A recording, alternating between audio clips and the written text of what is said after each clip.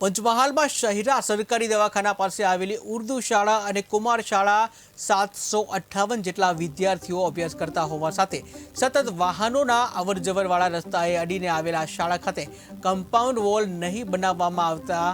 જે સાથે રસ્તા ઉપર સ્પીડ બ્રેકર નહીં મૂકવાના કારણે વિદ્યાર્થીઓને જીવનું જોખમ રહેલું છે। શાળાના મુખ્ય શિક્ષક દ્વારા જે નગરપાલિકા સહિતના સંબંધિત તંત્રને શાળા ખાતે કમ્પાઉન્ડ વોલ બનાવવા માટે અનેક રજૂઆતો કરવામાં આવી છે અને આમ છતાં બાબતને ગંભીરતાથી લેવામાં નથી આવી। જ્યાં આવતા જે વાલીઓમાં જે આ અંગે આક્રોશ જોવા મળ્યો છે, જ્યાં તંત્ર સામે આક્રોશ જોવા મળ્યો છે, તો આ શાળાનું મકાન 2014માં બન્યા પછી પણ આજે 9 વર્ષ જેટલો સમય વીતી ગયા છતાં પણ તંત્રનું પેટનું પાણી પણ હલતું નથી। તો શાળાનું નવું મેદાન નાનું હોવા સાથે સાથે ખાડા પડી જવાના કારણે બાળકોને રમવામાં પણ તકલીફ પડતી હોવાના દ્રશ્યો પણ જોવા મળ્યા હતા કે આ શાળા અભ્યાસ કરતા 758 જેટલા વિદ્યાર્થીઓ શાળામાં આવવાના અને છૂટવાના સમયે વિદ્યાર્થીઓ રસ્તો ક્રોસ કરીને પોતાના ઘરે જતા હોવાથી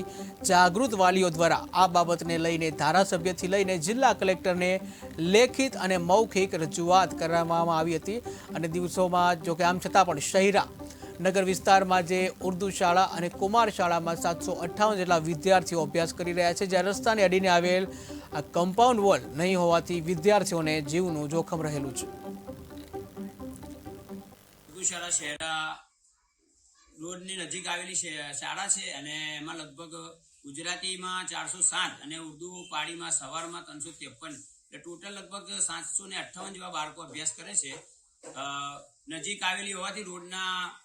અકસ્માત થવાની સંભાવના રહેશે। અહીંયાથી મોટા વ્હીકલો અને બસો પણ જાય છે અને વાલી અનેકવાર રજૂઆત કરે છે કે ભાઈ અમારા છોકરાઓ માટે કઈ કમ્પાઉન્ડ વોલની સુવિધા થાય તો સારું। એ માટે અમે વાલીઓની રજૂઆતને ધ્યાને લઈ નગરપાલિકાને લેખિત રજૂઆત અનેકવાર 5-7 વર્ષથી કરીએ છીએ, જેથી તંત્રને અમારી રજૂઆત છે કે વહેલી તકે આ કમ્પાઉન્ડ વોલ બને, જેથી શાળાના બાળકોની સલામતી માટે